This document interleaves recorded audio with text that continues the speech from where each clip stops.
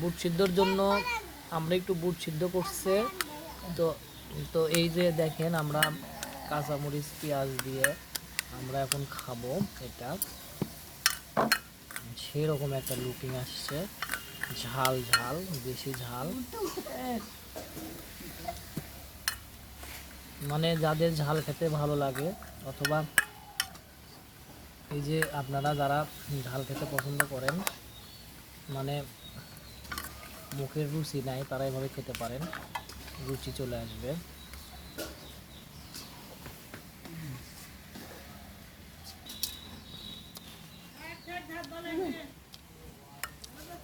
দেখুন আমি খাবো।